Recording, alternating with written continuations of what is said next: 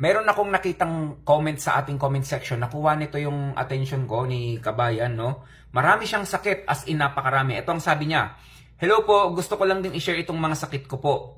Mga sakit ko kasi marami. Meron akong kidney stone, meron akong gallstone, may fatty liver din ako, mataas din ang kolesterol ko, may ovarian cyst ako, may thyroid problem ako. Pinakyaw ko na yata ang mga sakit. Nagpa-check up po ako sa internal medicine dito sa kidney.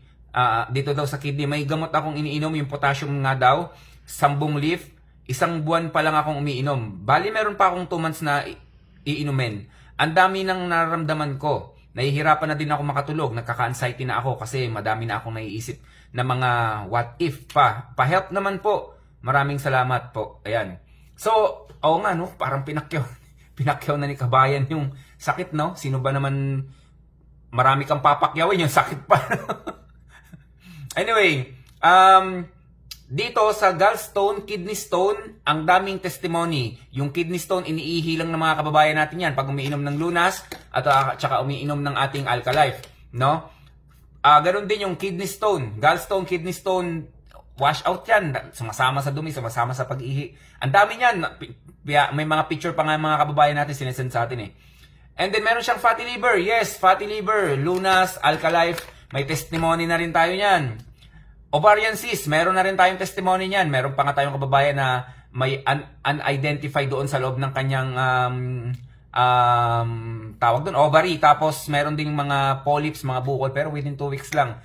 Nag-hard detox lang siya, tapos ang tubig niya is Alkalife. Naging okay na. Meron din siyang thyroid problem. Lunas lang yan mga kababayan at saka Alkalife. Ganun din, no? Subukan nyo rin. Tapos pahid ka lagi ng PFC oil every 2 hours. Pahid ka ng pahid. Sipagan mo ng sipagan. Tapos, totoo, magkakaroon ka talaga ng anxiety.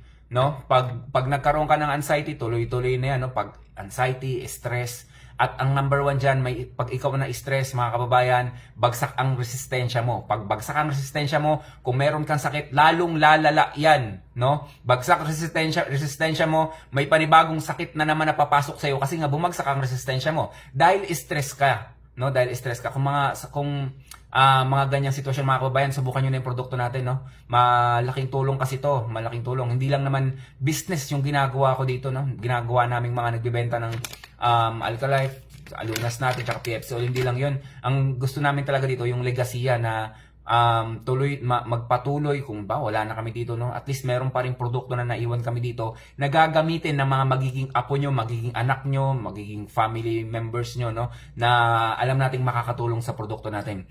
Itong si Kabayan pala na si Nen Brigido, i-interviewin natin to kasi sabi ko sa kanya, PM mo ako, interviewin kita. Antayin natin siguro baka ilabas natin yung video bukas or next day. Interviewin natin. Ang dami niyang sakit.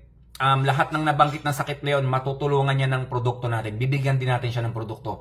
Alam ko nanonood ka kabayan, i-PM mo ko ulit doon sa WhatsApp ko para makapag-usap tayo, ma-interview kita. Stay healthy, ako si Chance at ako ang magsasakang gala.